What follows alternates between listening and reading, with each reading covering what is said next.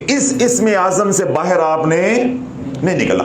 ہاں کبھی پیار میں، محبت میں، کبھی ہفتے میں 10 دن بعد کبھی دل کیا تو قرآن مجید کے ادھر اسماء الحسنہ لکھے ہوتے ہیں، ادھر اسماء النبی لکھے ہوتے ہیں، تلاوت کے طور پہ آپ ایک بار پڑھ لیں. وظیفہ نہیں بنانا کسی کو. وظیفہ جن حضرات کا نام ان 4 حروف میں سے کسی کے ساتھ شروع ہوتا ہے، وظیفہ یا ان کا ذکر صرف کیا ہوگا؟ یا اللہ یا ہادی. اگر میری یہ ساری بات اتنی تفصیل کے ساتھ سن کے بھی پھر تجربہ ہی کرنی ہے تو پھر میرا کیا فائدہ بولنے کا؟ پھر بدبختی ہے نا اس کی ہے، پھر جو مرضی وہ کرے.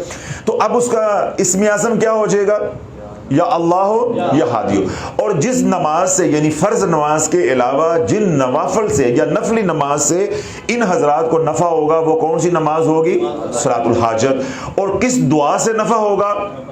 ربنا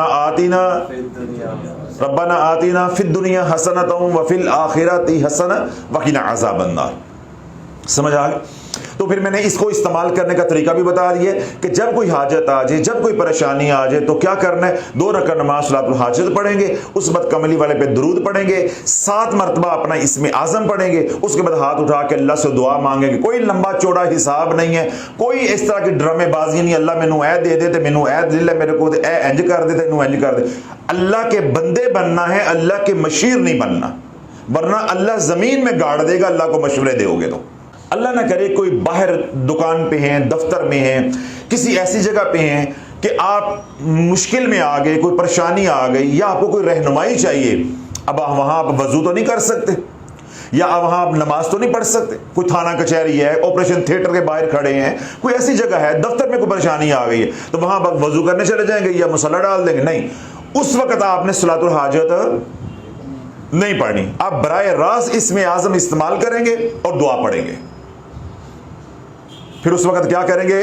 صلاۃ الحاجت نہیں پڑھیں گے، براہ راست آپ اپنا اسم اعظم استعمال کریں گے. یا اللہ یا ہادی، یا اللہ یا ہادی، یا اللہ یا ہادی.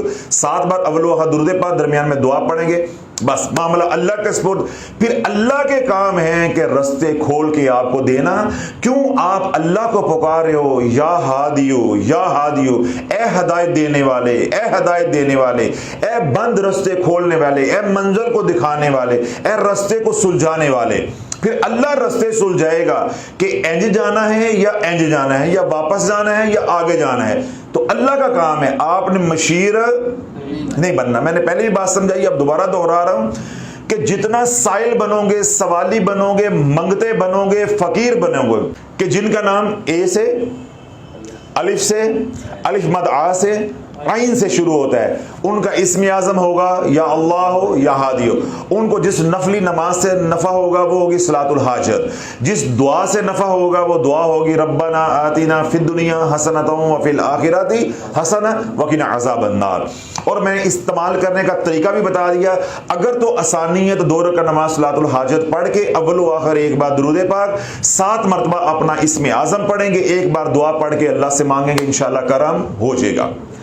پھر میں نے یہ بات بھی بتا دی ہے کہ یہ کام آپ 10-10 منٹ 15 منٹ کے بعد کر سکتے ہیں، ہر نماز کے ساتھ کر سکتے ہیں. دن میں 50 مرتبہ اپنا ہتھیار آپ استعمال کر سکتے ہیں. پھر میں نے یہ بات بھی سمجھا دی ہے، اگر ایسی جگہ جہاں پہ حالت فرار ہے، حالت قرار نہیں ہے، حالت فرار ہے، یعنی دفتر ہے، بازار ہے، کوئی تھانہ کچہری ہے، آپریشن تھیٹر ہے، کوئی ایمرجنسی ہے، کوئی سڑک پہ لڑائی جھگڑا ہو گیا، کوئی مسئلہ مسائل ہے، کوئی کاروبار کا تنازع ہے، اب وہاں تو آپ نماز نہیں پڑھ سکتے، تو وہاں آپ نماز یعنی صلاۃ الحاجت کے بغیر اپنا ہتھیار استعمال کریں گے. 7 بار اسم اعظم اور 1 بار دعا. اور پھر اس کو بار بار آپ کر سکتے ہیں جب تک آپ کا مسئلہ حل نہ ہو. ہفتہ کریں، 10 دن کریں، 4 دن کریں، گھنٹہ کریں، اگلے لمحے مسئلہ حل ہو جائے تو بس اس کے بعد اللہ کا شکر ادا کریں اور خیرات کر دیں. خیرات کر دیں. کون سی خیرات کرنی ہے وہ بات آگے آ گئی. اب یہاں تک بات ساری واضح ہو گئی.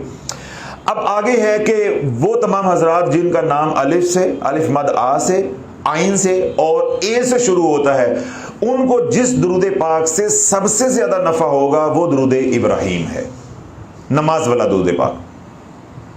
باقی جو درود احادیث مبارکہ کی کتابوں کے اندر آئے ہیں، یعنی حضور علیہ الصلوۃ والسلام نے اپنی امت کو تلقین فرمائے ہیں، وہ اپنی جگہ پہ ہیں. ہم بات ثواب کی نہیں کر رہے، یہ میدان ثواب کا نہیں ہے. اگر ثواب کی بات ہے تو بھائی جون سا مرضی پڑھو، جا کے صلی اللہ علیہ وسلم پڑھتے رہو. ٹھیک ہے، ہم بات روحانیت کی کر رہے ہیں، ہم نے منزل پانی ہے، جب منزل ملے گی تو ثواب تو مل ہی جانا ہے.